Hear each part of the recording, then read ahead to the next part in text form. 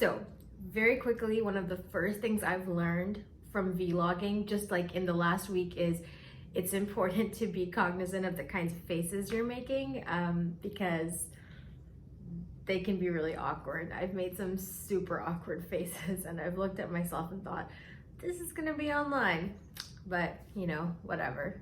Anyway, in this vlog, I wanna talk to you about this new post that I've written. It's about codependency and how psychological codependency can make you feel like a victim of your relationships. So codependency is defined as an excessive emotional or psychological attachment to your partner. It could even happen with friendships.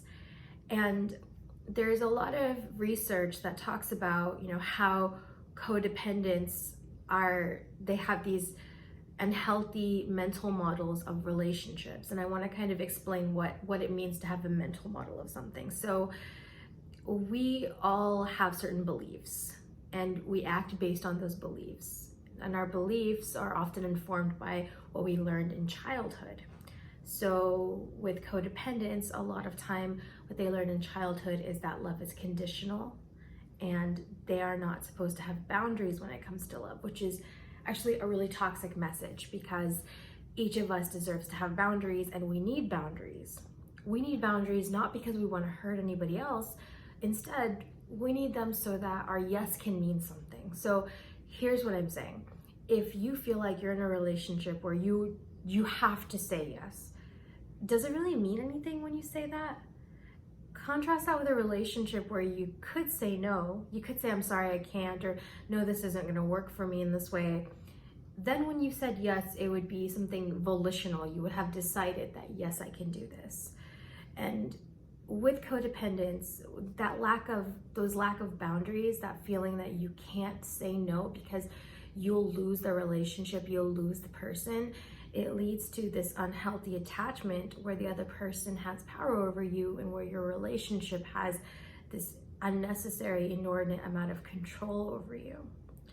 So when it comes to codependence, one of the best things that they can start doing for themselves is to first acknowledge that they have insecure attachments to people and to start questioning what their beliefs are when it comes to relationships so that they can start working through them.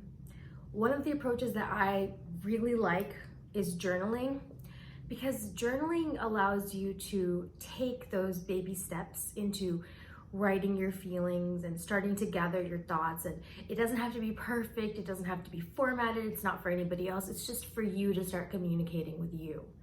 The reason why this is so effective is because with codependency, the relationship that's really suffering is the one between you and yourself. And then if we fix that relationship, we have a better chance at healthier relationships interpersonally with other people. So the thing about it is, if you don't do the work, right, then you're gonna keep repeating the same cycle. You can keep finding people who are super on board with you not having boundaries because they like that. And one group of people that this kind of reminds me of is narcissists. So narcissists will take and take and take. And when it comes to a person with secure attachment and healthy boundaries, that person will be like, hey, you know what? This doesn't seem very symmetrical. This give and take is not very reciprocal. But when it comes to a codependent, it could be, they just kind of feel like they need to keep giving. They need to keep doing. They need to keep the relationship at all costs, even if that cost is themselves. So codependency is not this thing that you're doomed to always have. If any of this reminds you of your behavior patterns, it is something that can be worked through, but there has to be that first step. There has to be something to build on. And I really believe that journaling and starting to be honest with yourself can be that first step that leads you to get a better relationship with yourself.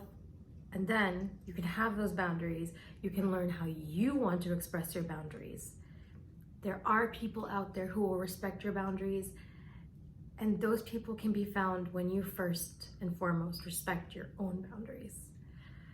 I mean, love is like most of us, I guess maybe a small subset of people don't need love. I don't want to make sweeping conclusions, but I would say the vast majority of people want love. They want to be loved. They want healthy, fulfilling love. And we deserve that because it can help heal us and make us better people as well. So it's totally worth it to work on ourselves to find that healthy love. Insecurity is keeping you from the more fulfilling kind of love. That's it. Anyway, stay safe out there. Bye.